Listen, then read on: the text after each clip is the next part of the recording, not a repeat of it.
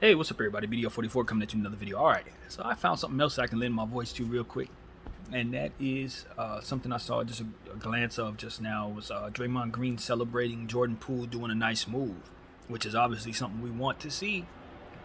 And the referee's giving him a technical because of it. And he's sitting on the bench jumping around because he saw a play just like everybody else does, right?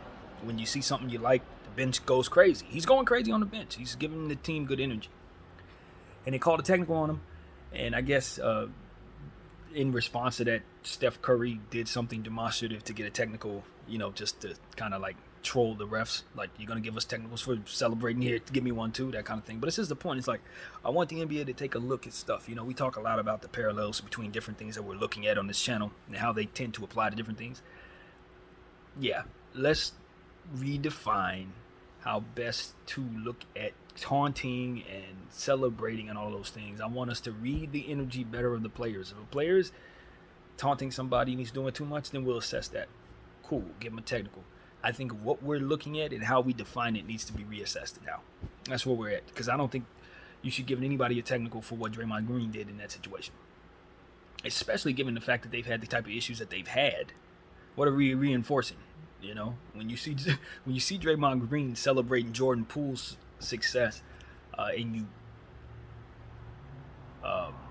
reprimand that, what exactly is it that you're saying you want? And so that's what I would ask the referees and ask the NBA. As a fan, it seems like you want them to be at odds with each other. And judging by how that whole situation looked and how the footage came out and all of that, you just don't want to reinforce that in my mind.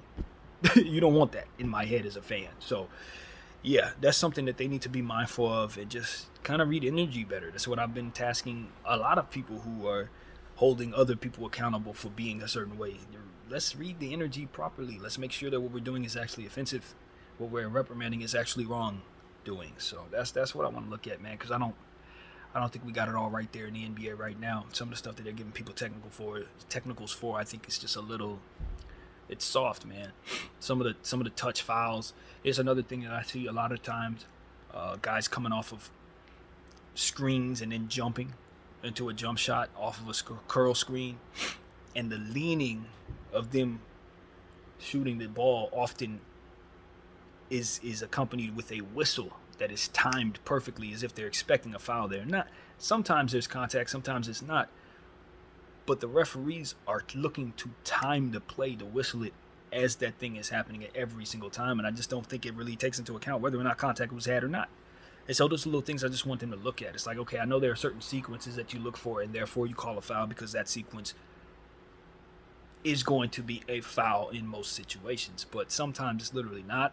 And I think players are taking advantage of it because of it. You're coming off a curl screen, and you're pulling up for a jump shot just so that you can draw that contact because you know they're going to time the whistle. It's like, no, there's no foul there. There's nothing there at all. In fact, he probably wouldn't have attempted a jump shot unless he knew for a fact you would call it. So that's why I want the NBA to kind of eliminate some of those, because it creates an unfair advantage that guys are able to take advantage of. So yeah, that's something I'm looking at. But all in all, that's good in regards to seeing Draymond Green and Jordan Poole rooting for each other and slapping hands and continuing to move on from what happened there. And I think that the NBA should be encouraging that. There shouldn't be any entities on the floor or anywhere else that want to deter Draymond Green from celebrating something Jordan Poole is doing this season. That's pretty much all I got to say. My name is BDO44. I thank you all for watching.